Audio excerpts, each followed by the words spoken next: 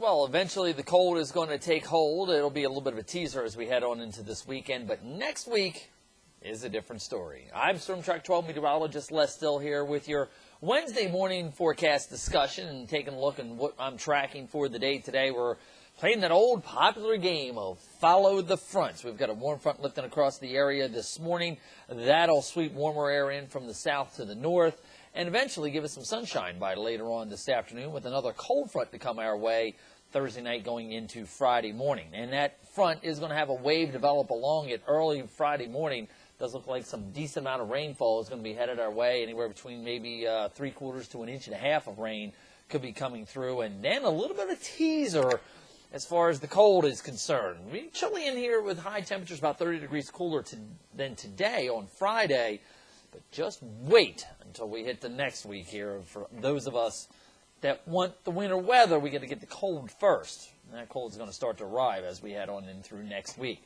Still dealing with some low clouds and fog even at this 8 o'clock hour for us here in eastern Carolina, but that warm front has been sweeping from southeast to northwest. In fact, take a look at this temperature trace coming out of Morehead City.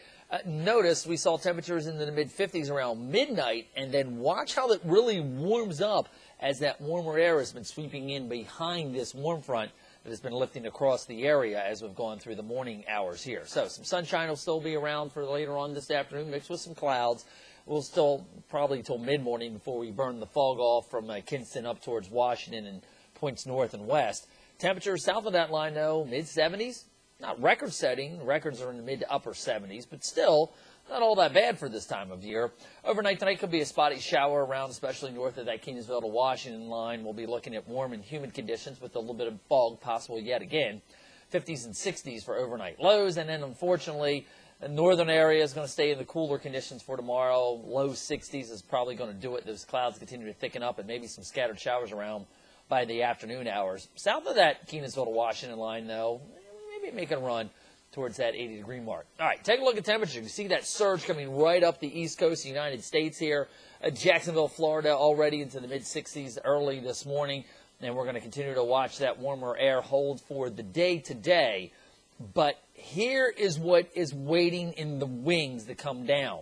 Yeah, negative 31 in central Canada. And that cold Arctic air is going to find a way to get delivered in here as we go into next week. And a lot of the reason for that is what's going on at the jet stream level. Notice here where that warm air is coming up through Georgia, South Carolina, here into eastern Carolina. Well, look what's going on at the jet stream level, up around 35,000 feet. Yeah, where's that warmth? Right out of the Gulf of Mexico, right up at the east coast of the United States here. Now, there is an upper level low coming out of Texas. This is our next storm system. It'll develop an area of low pressure down here in the Gulf, and that'll ride northbound as we go through tomorrow. But you'll kind of see what's happening here. We're having what's called a trough split. The cold air kind of comes in to a point, and then because of this upper level ridge resisting off the southeast coast, it kind of breaks it off.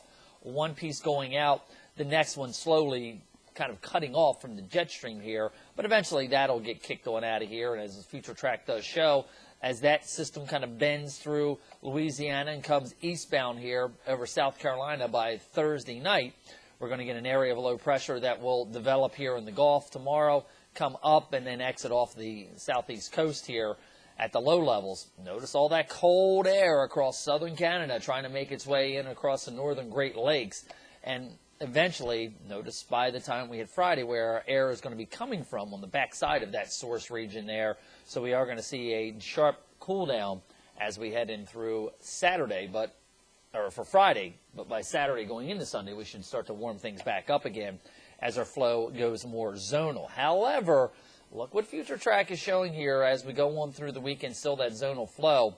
But Monday and Tuesday of next week, notice how that cold air is starting to get into the weather pattern here. And as this trough buckles into the east late next week, all that cold air amassed in Canada is going to be delivered for us here into eastern Carolina. So here's what we are tracking for the day today. Some of that drier air coming up along the coastal plain, giving us a sun and cloud mix. The main front does remain off to our north and west as far as the baroclinic zone. And yeah, they're looking at some ice and snow across Kentucky, West Virginia, on up into Pennsylvania. And again, you can kind of see that next wave of low pressure developing there to the southwest of New Orleans as we speak. as we come on in a little bit closer home here, this is what is happening at the surface. We're actually watching a couple waves of low pressure right along the front.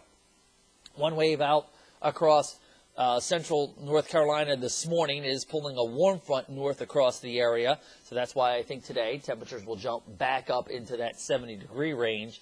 Meanwhile, as we go through the night, front kind of comes into the area a little bit more, brings the cloud cover around, and then that's going to serve as the conduit for this wave of low pressure to ride along out of the Gulf up towards western North Carolina by early tomorrow morning. And then we are going to be looking at the temperatures that are going to be with us as we head on in through the next couple days that are going to be on the warm side, relatively warm. But notice, as we go through tomorrow night into the early morning hours on Friday, front kind of works its way on through, and there was a little bit of mixed precipitation on the back end of it here. Here's what I think is going to be happening. It's going to be a race. The front will be pulling off the coast, taking the moisture along with it, and the cold air is going to be funneling in behind it. So the question is, does the cold air catch up to the moisture? Is the cold air just a couple hours delayed behind the moisture in case we don't really have anything? Probably best chance of seeing maybe some flurries flying in the air for a 10 or 15-minute period will be across the Albemarle Sound counties.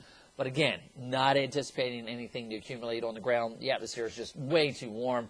And even in the grounds itself is too warm with all the temps into the 70s the last couple days here.